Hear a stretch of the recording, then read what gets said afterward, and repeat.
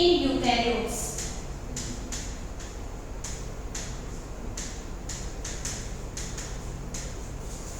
इसके अलावा इसमें अपन ने फैक्टर्स का देख लिया था कि कौन कौन से फैक्टर्स के नेम चेंज होते हैं, प्रोकैरियोट्स में कौन से फैक्टर काम में आएंगे और यूकैरियोट्स के अंदर कौन से फैक्टर काम में लिए जाते हैं। सबसे पहले यदि इनके इनिशिएशन की अपन बात करें तो आप हमें पता है कि जो replication DNA replication eukaryote cells के अंदर जो प्रेजेंट होता है वो लीनियर सेल यानी कि किसी ट्रू टाइप की सेल्स के अंदर प्रेजेंट होगा। यहां से अपन इनकी डायरेक्शन के बेसिस पे देख लें, एक डायरेक्शन अपनी 5 प्राइम टू 3 प्राइम, तो सेकंड डायरेक्शन अपनी 3 प्राइम टू 5 प्राइम अकर होती है। यहां से यदि अपन फैक्टर्स की बात करें तो सबसे पहले वहां अपन ने डायरेक्ट ओरिजिन ऑफ रेप्लिकेशन ले लिया था, लेकिन यहां उसके स्पेस पे काम में लिया जाता है ARS। इनकी फुल फॉर्म वगैरह का डिस्कस अपन कर चुके हैं। Autonomously replicating sequence, autonomously replicating sequence लेने के बाद अब अपने पास यहाँ पे ARS के काम को करवाने के लिए ORC आती है, origin of replicating complex. ORC क्या करेगी, इनिशिएट हाइड्रोजन बॉन्ड ब्रेकिंग, कि यहाँ से ये हाइड्रोजन बॉन्ड्स की ब्रेकिंग को अकर करवाती है। जैसे ही हाइड्रोजन बॉन्ड्स की ब्रेकिंग यहाँ से अकर हो जाती है, इसके साथ ARS के साथ अपने पास यहाँ बाइंड हो जाएगी, ये अपना 5 प्राइम टू 3 प्राइम और ये अपना 3 प्राइम टू 5 प्राइम। तो यहाँ अपने पास कौन बाइंड हो जाती है, ORC, कि जैसे ही अपने पास यहाँ से ORC अपने पास बाइंड होगी तो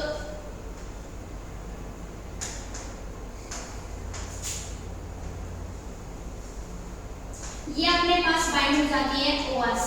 अभी भी क्या होता है कि अपन को ये सेम हेलिकेज यानी कि मेल्टिंग एक्टिविटी जो इनके अंदर आकर नहीं हो पाती है, तो ORC फिर से रिट्यूराइट करती है CDT फर्स्ट को।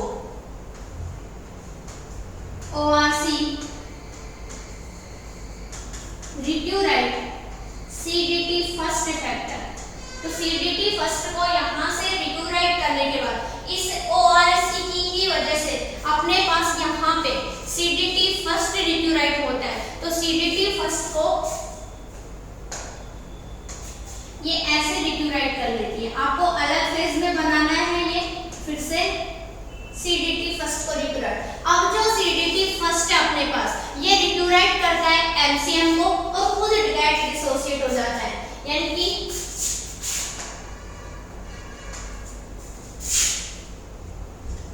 CDT फर्स्ट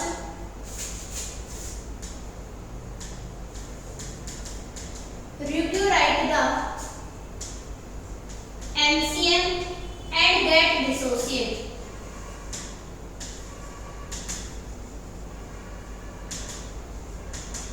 MCM आपने देखा था प्रोकैरियोट्स में हेलिकेज और यूकैरियोट्स में MCM सेम एक्टिविटी रखेंगे।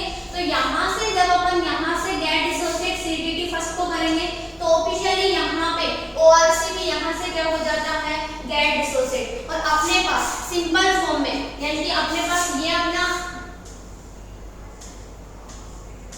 ARS था, ये अपनी चेन है 5 प्राइम टू 3 प्राइम और ये अपने पास 3 प्राइम टू 5 प्राइम। इसके साथ यहाँ अपने पास बाइंड हो जाता है MCM, 2 फेज में रहता है तो बाइंड भी mini chromosomal maintenance sequence MCM, mini chromosomal maintenance sequence. जैसे ही MCM बाइंड होगा, MCM बाइंड होने के बाद ये DNA के साथ बाइंड होगा और इसी के साथ ये DNA अब अपनी हेलिकेज एक्टिविटी रखने के कारण मेल्टिंग कर लेगा और डबल हेलिक्स फॉर्म में हो जाता है, क्योंकि ये लीनियर फॉर्म में हो रहा है, ट्रू टाइप ऑफ सेल्स के अंदर अगर होता है। तो यहाँ से अब अपने पास प्रोटीन आती है रेप्लिकेटिंग प्रोटीन, वहां की SSB, यहाँ आती है अपने पास रेप्लिकेटिंग प्रोटीन A, यानी कि अपने पास अब ये MCM अपना काम करवाता है। MCM बाइंड विद DNA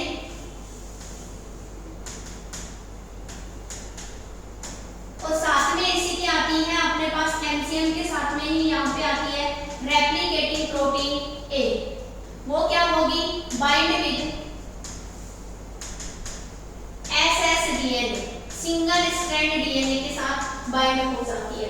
जैसे ही अपने पास यहाँ सिंगल स्ट्रैंड डीएनए के साथ बाइंड होगी, मैटिंग को इनिशिएट करवा दिया जाता है।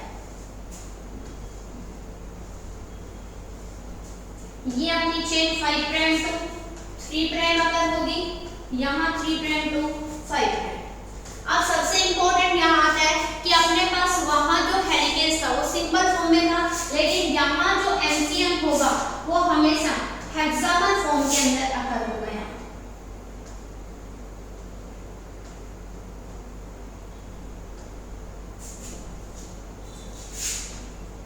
हेक्सागोनल फॉर्म में अकर, ठीक है। ये अपने पास कौन है, एमसीएम, यहाँ भी एमसीएम। तो ये जो एमसीएम जैसे ही यहाँ बाइंड होता है तो अपने पास इसी के साथ में, क्योंकि अब ये चेन शेप नहीं है, यहाँ पे एंडोन्यूक्लियस भी आकर बाइंड कर सकता है, इसलिए यहाँ इस चेन पर कौन बाइंड हो जाती है, रेप्लिकेटिंग प्रोटीन ए। क्योंकि ये ट्रू सेल्स के ऊपर होता है, लीनियर फॉर्म में प्रेजेंट होता है, ये अपने हेलिक्स बना लेती है। हेलिक्स को फॉर्म करने के बाद इसे बोला जाता है रेप्लिकेटिंग प्रोटीन ए।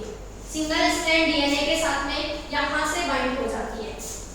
अब जैसे ही अपने पास यहाँ ये बाइंड होगी, इसके बाइंड होने के बाद रेप्लिकेटिंग प्रोटीन ए के जैसे ही बाइंड होगी, अपने पास यहाँ आती है जिन प्रोटीन और CDC45। जिन प्रोटीन और CDC45 दोनों ही एमसीएम के साथ बाइंड होते हैं, यानी कि अपन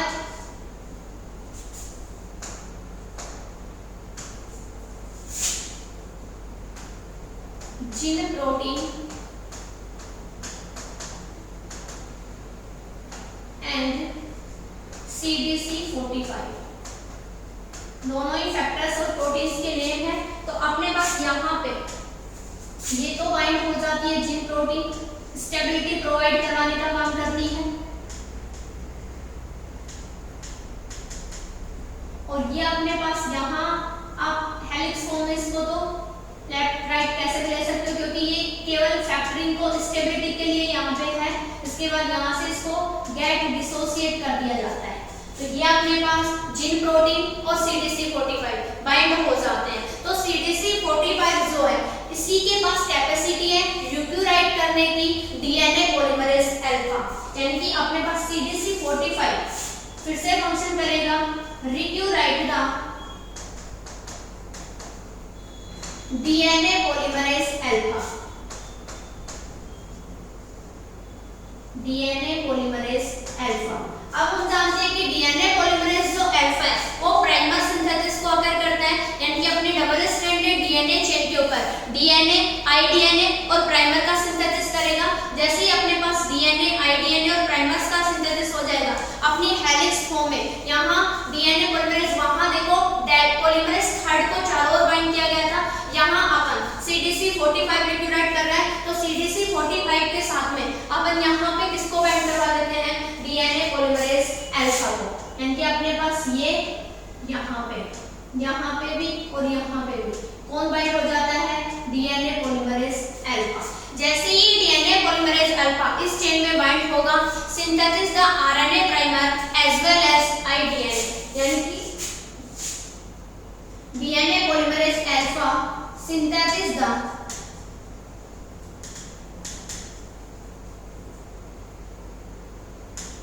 RNA primer as well as iDNA. तो यहाँ से अपने पास डीएनए आईडीएनए और प्राइमर्स का सिंथेसिस होने लगेगा, और उसके बाद अपने पास यहाँ बीटा क्लैम्प और गामा क्लैम्प लोडेड के स्पेस में पीसीएनए और आरएफसी जो एक साइंटिफिक नेम है आगे करवाए जाते हैं। तो अपन यहाँ से देखते हैं कि अपने पास इनका सिंथेसिस कैसे होता है। तो इसमें क्या होगा, अपने पास ये अपने नॉर्मल हेलिक्स बने हुए थे, यहां से अपने पास वही एमसीएम था, ये अपनी चेन थी 5 prime to 3 prime 3 prime to 5 prime.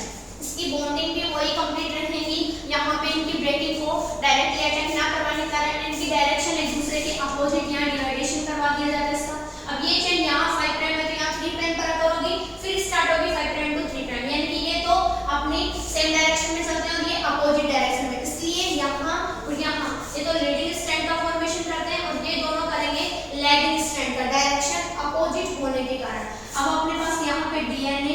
आईडीएनए primer, DNA आईडीएनए primer. ऐसे ही यहाँ पे होगा डीएनए आईडीएनए प्राइमर, डीएनए आईडीएनए प्राइमर। इनका सिंथेसिस करवाने का काम, यानी कि प्राइमर सिंथेसिस को अकर करवाने का काम। यहाँ पे प्राइमर, ये प्राइमर यहाँ अपोजिट डायरेक्शन में बनेंगे।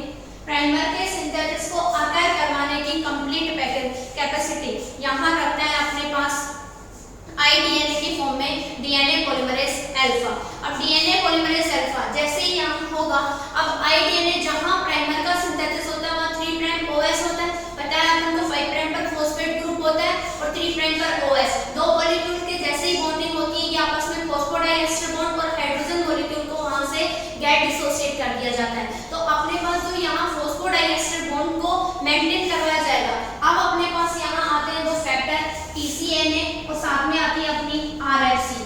पीसीएनए प्रोलिफेरेटिव सेल न्यूक्लियर एंटीजन, और यहाँ अपने पास इसके साथ में एनर्जी प्रोवाइड करवाने के लिए कौन आता है? आरएफसी। अब हमें पता है ये ट्राई स्ट्रक्चर के रूप में और ये अपने पास हेक्सा स्ट्रक्चर सॉरी पेंटा स्ट्रक्चर के रूप में एनर्जी प्रोवाइड करने के लिए, यानी कि 3 प्राइम ओएस पर अपने पास यहीं से जहां से प्राइमर के सिंथेसिस को अगर करवाया जाता है उसी डीएनए के साथ अपने पास बाइंड हो जाएंगे, यानी कि ये अपनी टर्सरी स्ट्रक्चर की फॉर्म में ये OH है यहाँ पे और इसके साथ में ये अपने पास यहाँ कौन है? RFC। ठीक है, सबके साथ में यहाँ बाइंड हो जाएंगे। ये OH है और ये अपना कौन है? RFC। यहाँ पे भी वही PCNA और साथ में RFC। स्टेबिलिटी और एनर्जी का सोर्स ज्यादा रखने के कारण एनर्जी प्रोवाइड करने का काम करता है। ये तो अपना RFC और ये अपनी PCNA proliferative cell nuclear antigen. जैसे ही यहाँ बाइंड होंगे ये डिक्लोराइड करेंगे डीएनए पॉलीमरेज अल्फा और डीएनए पॉलीमरेज डेल्टा।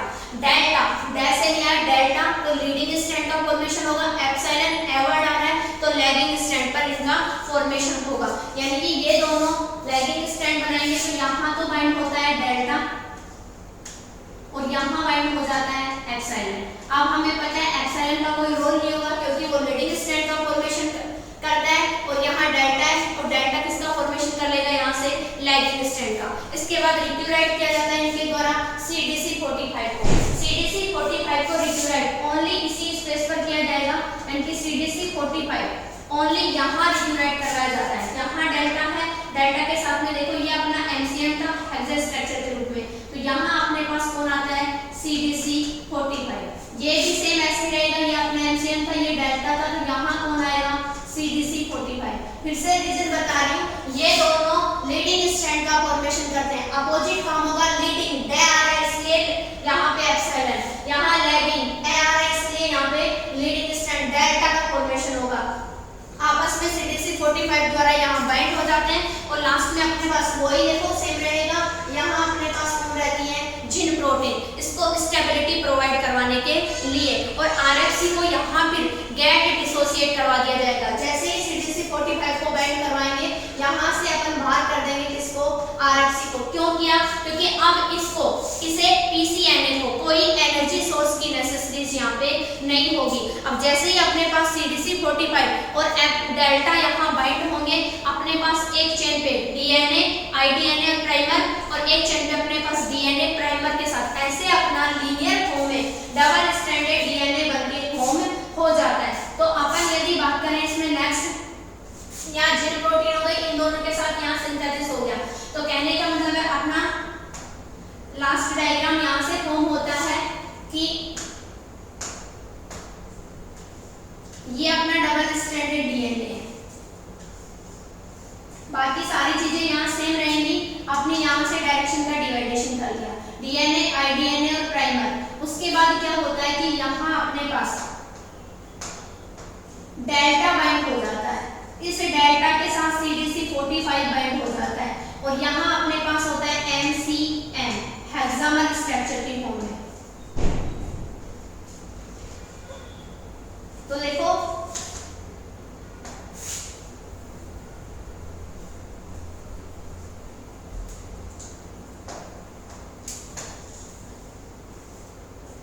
यहाँ हेक्सामर स्ट्रक्चर की फॉर्म में अपने पास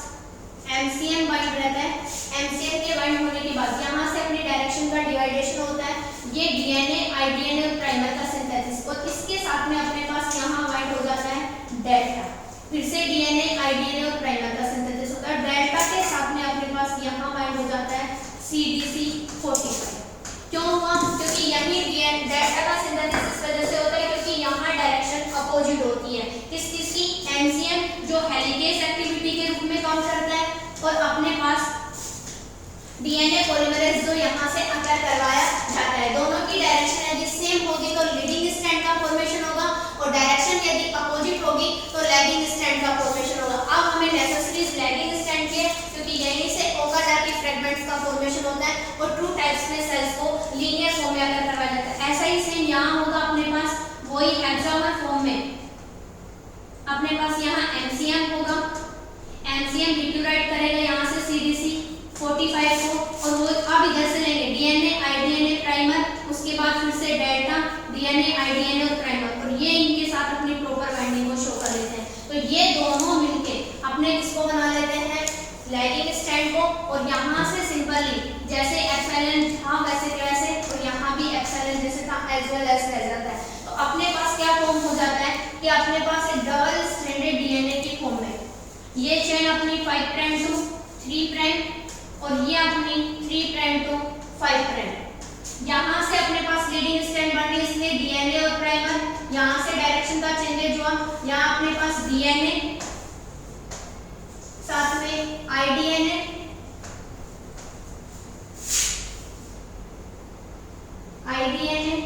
और प्राइमर का सिंथेसिस हो जाता है। ऐसे ही इधर होगा अपने पास कि यहाँ अपने पास प्राइमर का सिंथेसिस, IDNA का, और साथ में अपने पास DNA का। इनकी DNA IDNA और प्राइमर, क्योंकि ये दोनों आपस में मिलकर फॉर्म करेंगे यहाँ से लैगिंग स्ट्रैंड, और इसमें वही सेम होगा, यहाँ से DNA और ये अपने पास प्राइमर, और यहाँ भी प्राइमर। सबसे इंपॉर्टेंट रोल प्ले करती है ये स्ट्रैंड, क्योंकि यहाँ से अपने पास 2 टाइप्स है, किसका? लैगिंग स्ट्रैंड का फॉर्मेशन होता है। तो बाकी कुछ भी चेंजेस नहीं है, वो सर्कुलर फॉर्म में आकर होती है, और ये कंप्लीट मैकेनिज्म लीनियर फॉर्म में आकर होती है। सबके फैक्टर्स अलग अलग है, सब अपने अपने अलग अलग फंक्शन करते हैं। नेक्स्ट क्लास में अपन देखेंगे एंड रेप्लिकेशन प्रॉब्लम, यानी कि यदि इनके ये एंड्स बिना किसी फैक्टर एंजाइम और प्रोटीन की हेल्प के ऐसे ही सेफ रहे, तो यहाँ कभी भी एक्सोन्यूक्लियस और इंटरनल पार्ट्स पर एंडोन्यूक्लियस रेस्ट्रिक्शन एंजाइम के थ्रू यहाँ बाइंड होकर इसको डैमेज करवा सकता है। तो